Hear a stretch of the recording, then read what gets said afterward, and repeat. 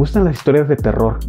Esas historias que al parecer abres una puerta y va a haber alguna presencia, o pasas por un pasillo y de repente se apaga la luz, o no sé, pasa algo inesperado, algo que te cambia el ritmo de la historia. No te despegues. Vamos a hablar de Otra vuelta de tuerca, una novela que cambió para siempre el estilo de contar el terror.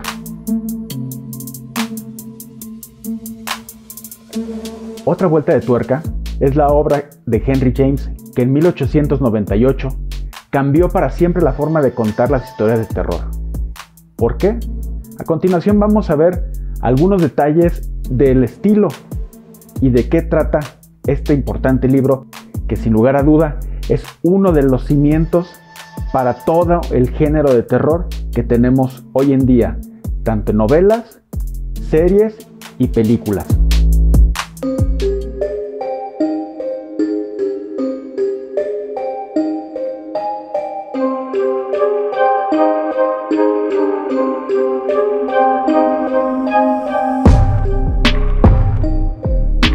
Otra vuelta de tuercas es una novela que nos plantea distintos escenarios y distintos contextos.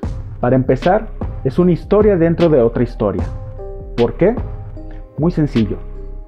La historia o el libro arranca desde una reunión en Navidad al calor de una chimenea. Están contando historias de terror en donde un personaje que les dice que él tiene una historia que sin lugar a duda los va a dejar helados, pero que para ello necesita que se la lleven desde su despacho en Londres, que quien quisiera escucharla y disfrutar de esta historia de auténtico terror tenía que esperar a que le llegara el manuscrito que estaba en su despacho.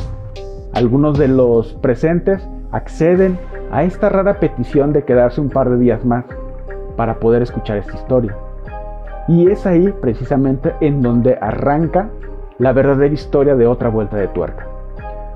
Otra vuelta de tuerca nos narra la historia de una institutriz que es contratada para ir a cuidar a dos niños, Flora y Miles. Aparentemente tarea muy sencilla, pero dos cosas importantes en la historia. Número uno, tenía que ir a cuidarlos a su casa de campo, la mansión de Bly. Y la segunda petición de su contratante es que por nada, bajo ninguna circunstancia, le fuera notificado algo de lo que ahí sucedía. Pasara lo que pasara, la institutriz tenía que hacerse cargo de todo lo que los niños o todo lo que la casa requiriese. No podía molestarlo para nada. Al llegar a la casa, la institutriz es recibida por la señora Gross, el ama de llaves de la mansión, y por Flora, que es una de las dos niñas que va a cuidar. ¿Por qué no está Miles todavía? Porque él se encuentra en su escuela y va a terminar su ciclo escolar, por lo cual va a tardar un par de semanas en llegar a la mansión. La historia comienza precisamente en donde la institutriz y Flora empiezan a tener esas primeras clases, ese primer acercamiento, y repentinamente llega una carta en donde dicen que Miles ha sido expulsado del colegio y por lo cual no se le va a volver a dar cabida en este. Un par de días después llega Miles y es donde se cierra todo el círculo y es donde se empiezan a dar entonces la aparición de algunas presencias, según la misma institutriz nos lo describe. ¿Qué tipo de presencia? Pues nada más y nada menos que al parecer Quentin, que era un ex trabajador que estuvo ahí en la mansión un par de años antes. Algo que es de destacar, que toda la narración es desde la perspectiva de la institutriz. Los diálogos y todas las acciones que se dan solamente es como si nos las contara ella. No tenemos un punto de vista exterior o un comentario adicional. Los diálogos son la interpretación que ella tiene de esa realidad. Precisamente por esto nos limita aparentemente para la interpretación y nos da a entender que las presencias de aquellos seres que empiezan a aterrorizar a los habitantes de la mansión de Bly son fantasmas. Y es precisamente aquí donde se empiezan a dar la serie de hechos o acontecimientos que nos van dando la historia. Dentro de la literatura, Otra vuelta de tuerca es la expresión utilizada para cuando una historia o una narración va a tener un giro inesperado. Va a cambiar el sentido de hacia dónde se dirigía. Y efectivamente, esta narración tiene un sinnúmero de giros, de vueltas, en donde uno espera ciertas cosas y el autor nos lleva hacia otros rumbos. ¿Por qué? Porque precisamente quiere generar ese contexto, ese ambiente de ambigüedad, ese ambiente que no sabes hacia dónde ir o hacia dónde te va a llevar dentro de un ambiente muy limitado que es la mansión de Bly. Sí, de repente nos lleva a los jardines, nos cuenta de un lago, pero todo lo que va aconteciendo no sabemos si realmente está pasando. ¿Por qué? Porque la institutriz empieza a tener visiones. Ojo, algo muy importante, el autor jamás menciona que son fantasmas, dice presencias. Y esto abre un sinnúmero de interpretaciones. Y es aquí precisamente donde está la importancia de este libro.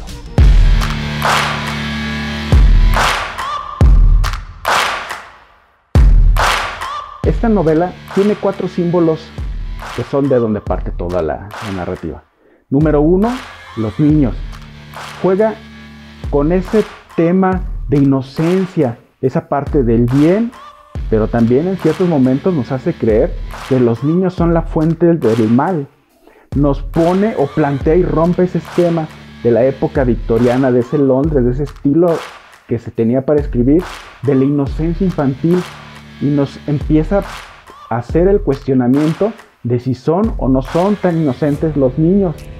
Y eso para la época fue un rompimiento, porque recordemos que la época victoriana está caracterizada precisamente por esa dureza, esa rigidez en los valores, en la forma de ver la vida y en la forma de llevar incluso un arreglo, un decoro, sombreros, botas y demás.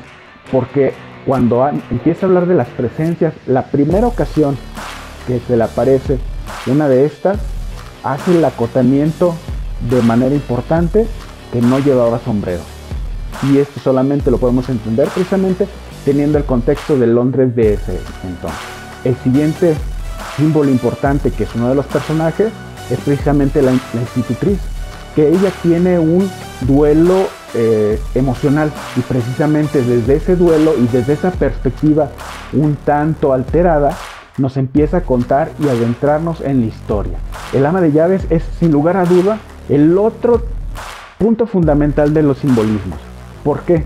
Porque representa ese rigor, esa estructura y esa linealidad que había en la época, en donde todo era bueno, todo tenía que llevar un orden, todo tenía que llevar una estructura para estar dentro de los cánones sociales aceptados.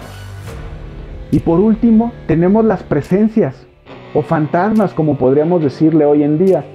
Pero aquí está el punto medular de la historia. ¿Son presencias reales, existentes, o son producto de la imaginación de la institutriz? Algo muy importante, y quiero señalarlo. El autor, Henry James, se negó en todo momento a dar alguna explicación como tal de la historia, de si estaban vivos o estaban muertos unos u otros, o si las apariciones y presencias eran realmente fantasmas. ¿Por qué? Porque él mismo lo dijo. Si yo digo que los fantasmas eran reales, les estoy quitando la magia del libro. Si les digo que las apariciones eran producto de la alucinación, como lo dijo Virginia Woolf, estoy también quitándoles esa libertad de interpretarlo y que ustedes generaran esa posibilidad y todo ese mundo de magia y de terror.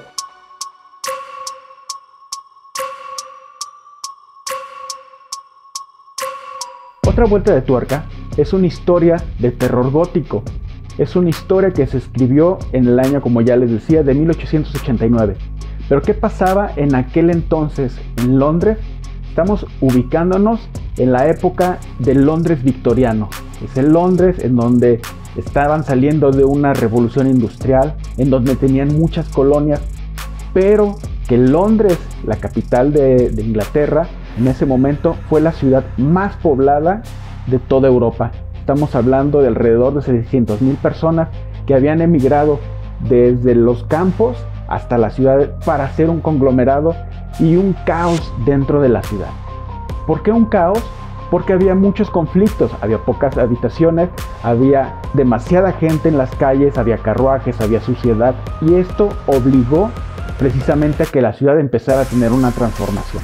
Pero dentro de todo este contexto de aglomeraciones, de suciedad, de malos olores, de oscuridad, sobre todo en las calles, es donde se gesta esta historia.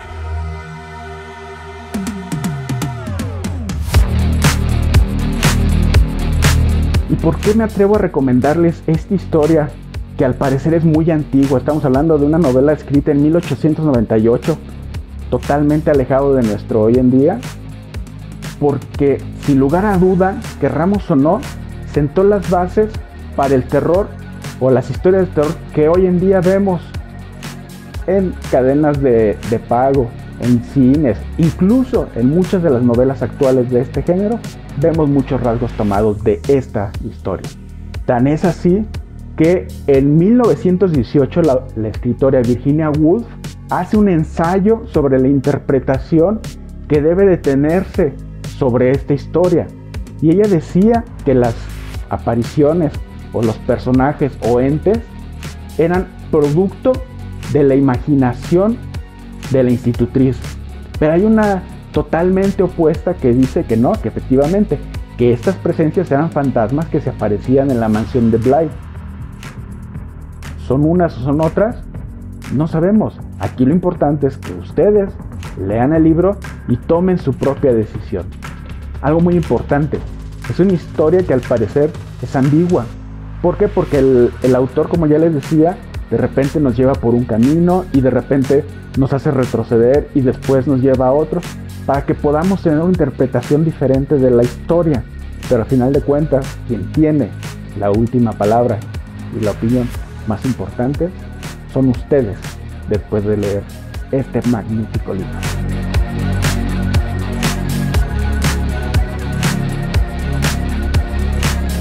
Es así como esta historia, hasta hoy en día, ha logrado transformar nuestra visión y nuestra perspectiva del terror. No se despeguen de este canal. Suscríbanse y si quieren ver más contenidos, los invito a ver nuestros book trailers, en donde van a encontrar otros libros que también les recomendamos. Pero más adelante también tendremos otros temas, como ya les habíamos dicho, tendremos minería, charrería, más libros, en fin. Los invito a que se suscriban y que sigan con nosotros. Hasta la próxima. Recuerden que lo importante es aprender.